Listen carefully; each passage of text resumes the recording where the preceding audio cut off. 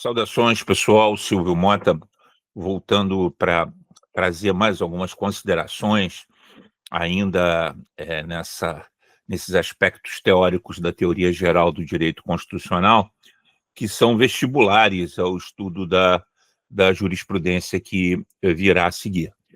Então, a nossa preocupação agora é de definir essa primeira tarefa do poder constituído, que consiste em explicitar, em concretizar, em efetivamente garantir a efetividade dos direitos consignados pelo poder criador no texto constitucional. A regulamentação, essa é a palavrinha-chave dessa etapa, dessa tarefa, consiste nesse debulhamento, né? A colocação do direito nas suas diretrizes mais básicas, mas que exige uma integração normativa infraconstitucional de forma a garantir o burilamento, né? O que se espera, metaforicamente, é que no momento em que venha a emergir uma nova Constituição no Estado brasileiro, os representantes do povo, os parlamentares, tomem nas suas mãos do cinzel e do buril e lapidem aqueles direitos brutos e incertos, convertendo aqueles direitos em direitos líquidos e certos, direitos que você sabe onde começa, sabe onde termina e se tem ou não aptidão para exercê-los. É basicamente essa a proposta de colocar em prática ou na prática, concretizar todos os dispositivos constitucionais pertinentes. Grosso modo, numa classificação muito utilizada no constitucionalismo norte-americano, uma norma constitucional, quanto à sua eficácia, quanto à sua aplicabilidade, ela pode ser classificada dicotomicamente, ou numa norma que já satisfaz todos os requisitos necessários para a sua integração concreta no mundo jurídico, uma norma auto-executável, auto-aplicável, ou, ao contrário, uma norma que ainda careça de elementos integrativos do seu conteúdo no mundo jurídico, uma norma não auto-executável. Isso uma classificação de uma Constituição concisa, de uma Constituição sintética, que é exemplo do qual é exemplo a Constituição norte-americana. Então, a não autoexecutoriedade mantém a norma constitucional numa espécie de limbo jurídico, né? Inalcançável, pelo menos para a esmagadora maioria dos indivíduos que compõem a comunidade estatal. Então, não é uma situação agradável e nem que se justifique. No momento em que a Constituição é promulgada, ela surge recriando o Estado, espera-se uma atividade parlamentar intensa nesse sentido. E essa atividade parlamentar não é exclusivamente das casas legislativas. Muitas vezes, como a gente já estudou, a gente percebe que a atuação do executivo, do próprio judiciário, podem funcionar como alavancas empreendedoras da concretização desses direitos não regulamentados. Então, a gente parte dessa classificação dicotômica norte-americana. Vamos tecer considerações sobre os diversos critérios classificatórios de diversos autores no direito brasileiro, começando por José Afonso da Silva e por Maria Helena Diniz, mas alcançando classificações de Carlos Aires Brito, de Luiz Roberto Barroso e de tantos outros defensores de uma reflexão e, sobretudo, de uma atuação mais efetiva do poder público no sentido de garantir a integralidade dos dispositivos constitucionais, dos direitos constitucionais inerentes ao nosso estudo. Então, vamos para retomar a nossa apresentação, compartilhando tela, porque assim fica mais fácil a gente acumular conhecimento, né? Normas autoexecutáveis. normas que já satisfazem todos os requisitos para sua concretização. Contrariando essa classificação de normas autoaplicáveis, nós temos normas não autoaplicáveis. O que eu preciso que você perceba é que o objetivo dessa função do poder constituído consiste em transformar a condição de não autoexecutoriedade numa situação transitória, à medida em que as normas infraconstitucionais regulamentam os dispositivos constitucionais pertinentes, essas normas saem dessa condição de não autoexecutoriedade para a condição de autoaplicabilidade. Essa é a primeira tarefa. Há dois níveis, grosso modo, de normas autoexecutáveis ou autoaplicáveis.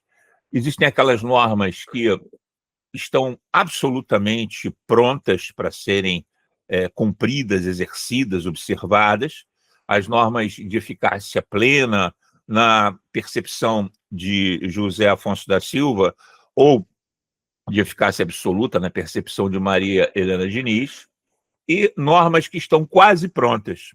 Elas trazem uma regra geral prevista no texto constitucional, e a função do legislador é criar restrições, contenções proporcionais à regra geral.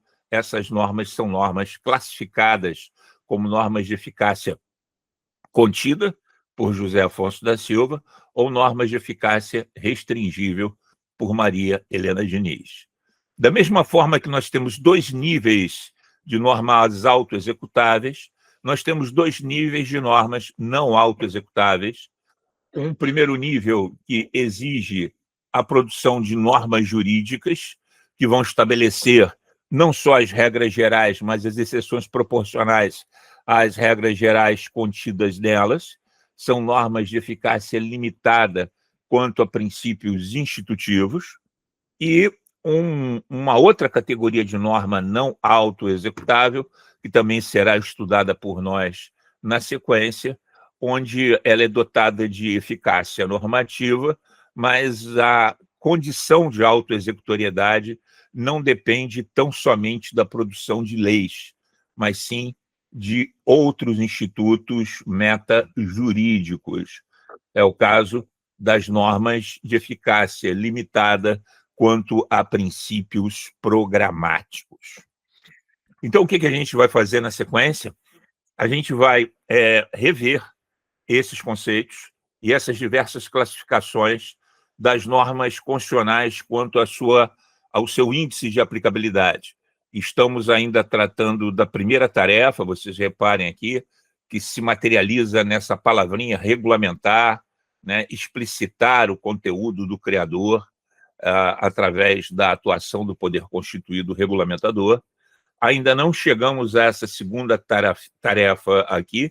Essa segunda tarefa já envolve a reforma constitucional, a produção de um outro tipo de norma, de outra categoria hierárquica, que são as normas constitucionais derivadas, as alterações, os upgrades que a criatura pode fazer dentro dos limites expressos e implícitos para esse procedimento do texto constitucional. Quer dizer, a atualização, a modernização do texto constitucional. Isso a gente vai ver na sequência, numa próxima aula. Essa aula é dedicada ao estudo da primeira atividade, da primeira tarefa, que se subsume nessa expressão regulamentar.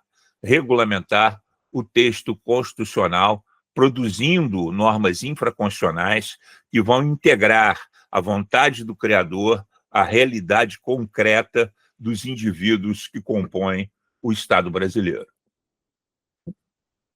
Primeira categoria, normas de eficácia plena ou absoluta, são aquelas normas que já estão prontas, já satisfazem todos os requisitos pertinentes e necessários à sua integração concreta no mundo jurídico. Existem três caminhos, né, que levam uma norma constitucional a atingir essa plena eficácia. Primeiro caminho, ela nasce pronta. ela nasce assim, ela já nasceu acabada. Ou nasceu acabada porque o poder de síntese redacional do legislador constituinte foi tamanho que ele conseguiu explicitar no próprio texto da Constituição todos os requisitos necessários para a aplicação imediata daquele dispositivo constitucional, é um caminho, é uma possibilidade, ou ela nasce pronta porque princípios de hermenêutica constitucional são aplicados e esses princípios denotam uma autoexecutoriedade da norma. Por exemplo, normas constitucionais vedativas são, por definição, normas que já nascem prontas, nascem de eficácia plena. Normas constitucionais que garantem qualquer tipo de prerrogativa ou imunidades parlamentares, imunidades tributárias, por definição hermenêutica, também já tem o seu conteúdo pronto e acabado na própria definição do texto constitucional. Então, a noção de ser uma norma, por exemplo, de caráter principiológico, o alcance de um princípio constitucional vai ser delimitado através da ponderação de valores a partir da aplicação de princípios da razoabilidade ou da proporcionalidade para a solução de um caso concreto, não havendo necessidade, por exemplo, de ter uma lei definindo um princípio constitucional. As normas principiológicas de natureza constitucional já são normas que nascem prontas, já nascem com eficácia plena. Um outro caminho que pode levar a norma constitucional a atingir essa plena eficácia, e é esse o objetivo da aplicabilidade das normas constitucionais, fazer com que as normas constitucionais sejam cumpridas, mas para serem cumpridas elas têm que estar regulamentadas. Esse segundo caminho envolve a recepção de uma lei anterior à Constituição. A lei já existia, tratava do assunto X, a Constituição repete o conteúdo do assunto X no seu novo texto, então a lei anterior é recepcionada, é aproveitada para que aquela norma atinja a sua plena eficácia, né? Um terceiro caminho, né, que é o caminho mais óbvio, né, implica na elaboração da norma depois que a emenda constitucional, depois que a Constituição, em 5 de outubro de 88, veio a lume. E aí há uma expectativa no sentido de que o órgão responsável pela elaboração da norma efetivamente a elabore, e assim você atingirá a eficácia plena. Então, são 3 vias que levam a norma constitucional a sair dessa condição de não autoexecutoriedade e atingir o seu destino, e o destino de toda norma constitucional é ser cumprida, mas para ser cumprida, essa norma tem que estar devidamente regulamentada. Há uma segunda categoria de normas classificadas quanto à sua aplicabilidade, são normas que estão quase prontas, de eficácia contida ou restringível, são normas de eficácia plena, relativamente plena, não de eficácia plena, absolutamente plena. A função do órgão responsável pela regulamentação desses dispositivos é criar exceções admitidas pela Constituição a uma regra geral que já nasceu pronta. A função do legislador é criar contenções, restrições, mas essas restrições elas devem ser compatíveis com a regra geral. Então, há o dispositivo garante, por exemplo, a impossibilidade de alguém ser submetido à identificação criminal se civilmente identificado. O artigo 5º, inciso 58, é um exemplo clássico de norma de eficácia contida, ou garante a propriedade no inciso 22, mas no inciso 23 do artigo 5º entende que essa propriedade, para ser garantida, tem que atender à sua função social. Essa percepção de que existem restrições, e essas restrições devem ser observadas, levando-se em consideração aí o princípio da proporcionalidade na sua acepção substantiva. Em outras palavras, Isso significa que uma norma constitucional exige restrição, mas essa restrição ela tem que ser proporcional, ela não pode ser uma restrição tão ampla que subverta a regra geral que nasceu pronta. A essa categoria a gente classifica como normas de eficácia contida ou de eficácia restringível. Uma categoria específica de norma autoaplicável, relativamente autoaplicável. A quarta categoria são as normas de eficácia limitada quanto a princípios institutivos. Essas normas, ao contrário, elas têm uma função, exigem uma atuação visceral da norma regulamentadora. A norma regulamentadora regulamentará não só as regras gerais, mas também as exceções razoáveis. O Estado promoverá a defesa do consumidor na forma da lei, enquanto não vem a lei definindo tudo, definindo o conceito de consumidor, de fornecedor, estabelecendo regras gerais e exceções às relações de consumo, a norma não tem nenhuma executoriedade. A executoriedade é bastante reduzida. Ela, quando muito, é dotada de eficácia negativa, no sentido de declarar-se inconstitucional qualquer lei que não venha corroborar a esse espírito da norma de defesa das relações de consumo. Então, basicamente, uma norma de eficácia limitada quanto a princípios institutivos exige do legislador a regulamentação ampla e bastante intensa do dispositivo constitucional, de maneira a concretizá-lo, né? Essa expectativa da tarefa a ser realizada pelo Poder Constituinte nesse passo, né? Ou seja, converter aquele direito bruto e incerto em direito líquido e certo, né? Essa é a expectativa. Para isso, basta a produção da norma, basta a produção legislativa para que a norma saia dessa condição de não autoexecutoriedade e atinja a condição de plena autoaplicabilidade, né? Então, está aí a função aqui é a produção da lei. A última categoria de normas quanto à sua aplicabilidade envolve o conceito de norma de eficácia limitada quanto a princípio programático. A Constituição brasileira é uma Constituição classificada dentro da topologia, da tipologia constitucional, topologia não, tipologia dos tipos de Constituição, como uma Constituição dirigente. Dirigente no sentido de que ela apresenta direções, ela apresenta metas, objetivos a serem perseguidos pelas sucessivas administrações, pelos sucessivos governos que vão se revezando dentro do princípio da alternância que caracteriza o Estado republicano, e que é um princípio extremamente democrático, mas todos esses governos, ainda que venham a pugnar por ideologias partidárias diversas, devem se esforçar para atingir determinadas metas.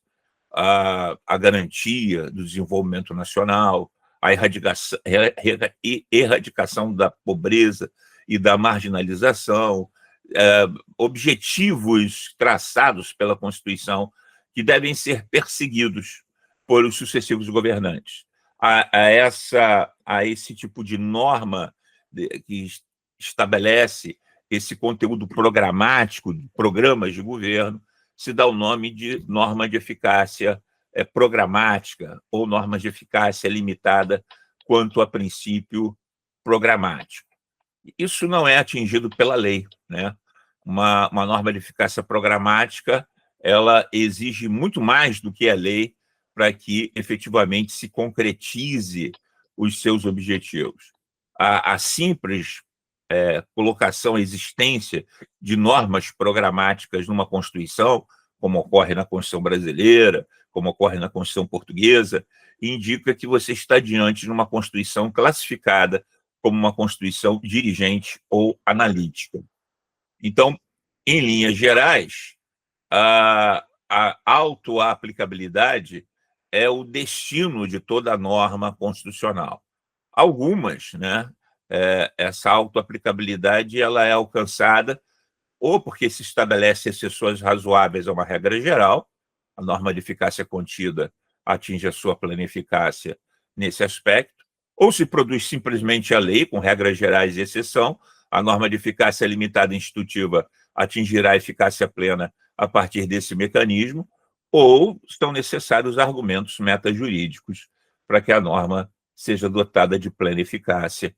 Essas são as normas mais difíceis de serem regulamentadas no sentido mais amplo do termo, porque são normas que trazem conteúdo programático. Essa é a classificação adotada na maioria dos concursos, mas eu devo salientar aos meus digníssimos alunos que existem classificações específicas, e eu as trago aqui no meu livro, né, detalhadamente e muito rapidamente, apenas como estímulo à leitura dos senhores, eu vou consigná-las nesse passo, de forma a garantir uma percepção mais detalhada. Classificação muito utilizada no sistema norte-americano, que foi importada de lá pelo nosso digníssimo Rui Barbosa, que classifica as normas constitucionais dentro daquela dicotomia quanto à aplicabilidade.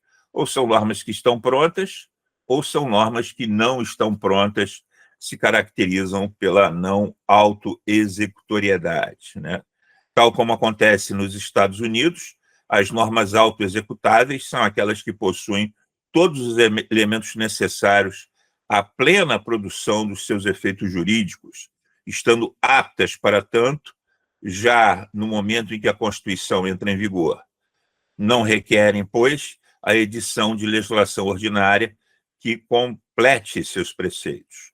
Por outro lado, as normas não executáveis são normas incompletas, porque não são elaboradas com todos os elementos necessários à integral deflagração de sua eficácia jurídica. Geralmente são normas que estabelecem princípios a serem observados pelos órgãos estatais ou mesmo pela coletividade, ou que dispõem sobre programas a serem executados pelo Estado, erigindo regulamentação ou exigindo regulamentação para a legislação ordinária, por legislação ordinária, como requisito para a produção da totalidade dos efeitos pretendidos pelo legislador constituinte, pelo poder constituinte originário. Essa dicotomia inicial. A outra classificação envolve o nosso digníssimo constitucionalista italiano, o nosso Gaetano Azariti, e Gaetano Azariti classifica as normas em preceptivas, detentoras de imperatividade, detentoras de coercitividade, e normas programáticas, desprovida de imperatividade. É um primeiro tratamento extremamente relevante, porque foi um dos primeiros mergulhos no estudo mais detalhado da classificação das normas constitucionais quanto à sua classificação, né? E esse jurista italiano classificou as normas em duas modalidades, preceptivas e programáticas. As primeiras detentoras de imperatividade, de eficácia jurídica, e as segundas despidas de imperatividade. Na visão desse jurista, apenas as normas preceptivas seriam verdadeiras normas jurídicas, porque detentoras de eficácia jurídica. As normas não preceptivas de conteúdo programático estariam desprovidas dessa condição de normas jurídicas. Mas foi um trabalho interessante, inicial. Na sequência, tivemos a evolução desse trabalho com outro jurista italiano, Vézio Crisafulli, e Vézio Crisafulli aproveita essa concepção de Azarite e classifica as normas constitucionais em normas de conteúdo programático, em normas imediatamente preceptivas e normas de eficácia diferida, que teriam uma possibilidade de serem preceptivas. Então, já há aqui uma evolução. As normas programáticas para Vésio Crisafulli são aquelas que instituem programas de ação para o Estado. Já as imediatamente preceptivas são aquelas que gozavam de condições para a sua deflagração imediata da plenitude de seus efeitos jurídicos, e essas de eficácia diferida, que são aquelas que condicionam a produção integral dos seus efeitos à edição de legislação infraconstitucional. Enquanto não vem essa legislação infraconstitucional, elas se classificam como normas de eficácia diferida. Bom, além das classificações desses italianos, que foram precursores do estudo das normas constitucionais quanto aos seus efeitos, tivemos a classificação do professor Luiz Roberto Barroso. O senhor Luiz Roberto Barroso acabou de se aposentar como ministro do Supremo Tribunal Federal, mas muito antes de ser ministro do Supremo Tribunal Federal, ele se dedicou, ele tem uma obra dedicada ao estudo das normas constitucionais quanto à sua autoexecutoriedade, né? E ele elaborou uma classificação que reconhece 3 grupos distintos de normas constitucionais. O primeiro, de normas constitucionais definidoras de direitos, né? O segundo grupo, de normas constitucionais de organização, e o terceiro grupo, de normas constitucionais de caráter programático, né? As normas constitucionais de organização objetivam estruturar e disciplinar o exercício do poder político, dirigindo-se quase na sua totalidade aos próprios poderes e seus agentes. Exemplos são aquelas normas que definem a forma de governo, a forma de Estado, o regime político, a divisão orgânica do poder, o sistema de governo, definem competências dos órgãos constitucionais, criam ou autorizam a criação de órgãos, estabelecem normas de rescisão e de defesa da própria Constituição.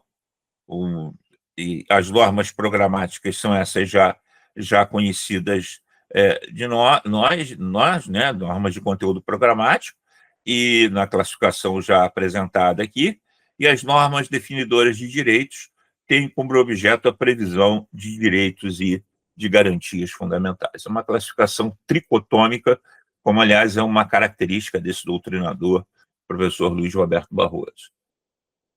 Caso a banca examinadora indague algo sobre a classificação dos professores Celso Ribeiro Bastos e Carlos Aires Brito, aí nós enveredamos por uma classificação que implica na categoria ou nas categorias de normas de aplicação, que se subdividem em normas de aplicação regulamentáveis e normas de aplicação irregulamentáveis, normas de integração, que se subdividem em normas de integração complementáveis e normas de integração restringíveis. Essa é a classificação desses 2 autores em obra referendada. Eles produziram uma classificação subdividindo as normas constitucionais em 2 grandes grupos: normas de aplicação, regulamentáveis e irregulamentáveis, e normas de integração, complementáveis e restringíveis. As normas de aplicação são as normas da Constituição que já possuem todos os elementos necessários para a produção da totalidade de seus efeitos jurídicos, pois apresentam no seu corpo 3 elementos lógico-estruturais de uma norma jurídica: hipótese, mandamento e consequência. Tais normas já regulamentam suficientemente a matéria e seu conteúdo, estabelecendo com precisão as hipóteses em que se aplicam e a conduta a ser observada e as consequências de sua incidência. Na verdade, são normas que já nasceram prontas já nasceram regulamentáveis. Mas se subdividem em regulamentáveis, porque não vão admitir um complemento pela legislação ordinária, né, e regulamentáveis, porque vão admitir um complemento pela legislação ordinária.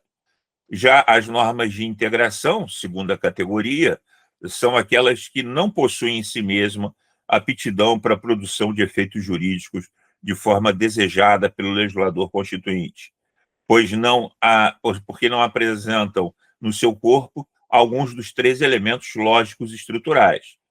Para a produção de tais efeitos, faz indispensável um disciplinamento infraconstitucional, aí é necessária a lei. A de integração complementáveis, que tem elaboração da legislação ordinária para a condição da produção integral dos seus efeitos, e as restringíveis permitem uma redução do alcance por lei infraconstitucional, por lei infraconstitucional, por norma legal. Quer dizer, seriam basicamente um outro nome para a norma de eficácia contida, a de integração restringível. Classificações aqui dos professores Celso Ribeiro Bastos e Carlos Aires Brito.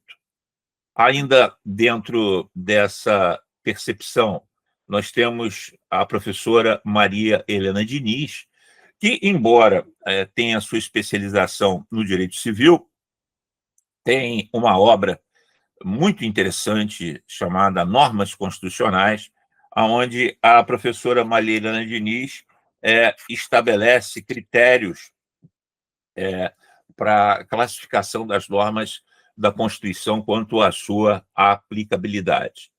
A categoria de normas super eficazes ou de eficácia absoluta, as normas de eficácia plena, é que ela faz uma diferença, que o professor José Afonso da Silva não faz, e as normas de eficácia restringível, além do reconhecimento de normas de eficácia relativa complementável, né?